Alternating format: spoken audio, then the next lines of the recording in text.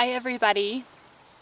So we are concluding with our 30-day meditation challenge, and I hope that this month has been helpful for you in your meditation practice, whether you are just starting out or whether you are just interested in it or whether you've been practicing for many years. The probably biggest thing that I've learned about meditation practice is that if you commit to it lifelong, you are continually a student. You're always learning. I feel like I'm always learning. And there's going to be times when you don't really want to do it. And I think that's okay. There's some times where you either can just encourage yourself to get to the pillow and practice, and other times where you just don't.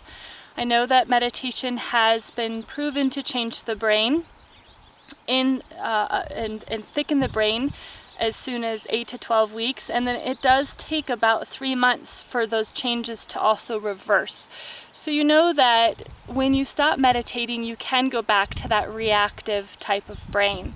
It may take a little while, but your brain does go back there. And what I think is most important is making this meditation practice for you. You're not doing it for anyone else, your children or your spouse. You're doing it really for you.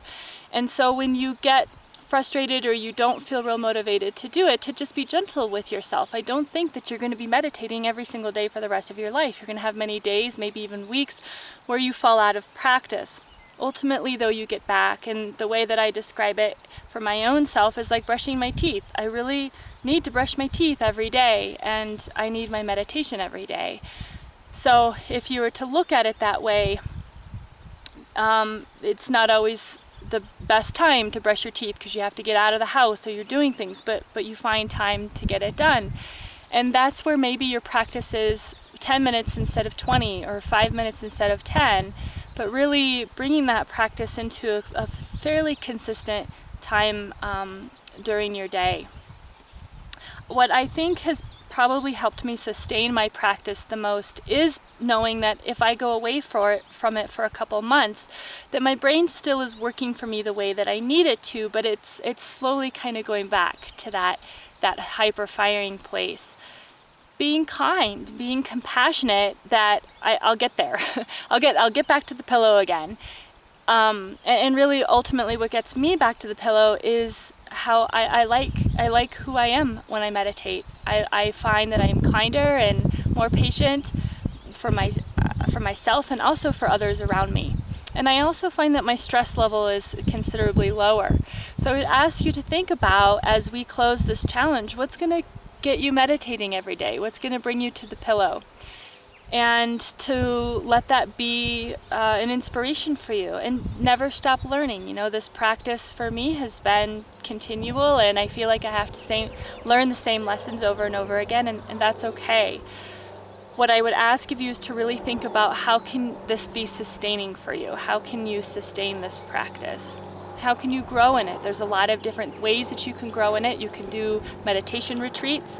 If you are in the greater northwestern Colorado area, the Shambhala Mountain Center has wonderful meditation workshops.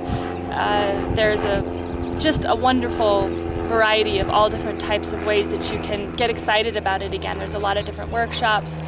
And I do teach meditation classes on Mondays from 5 to 6. And I will be running this again, this workshop or this online challenge again. So if you feel like you need another just external support or encouragement or accountability, you know where to find me.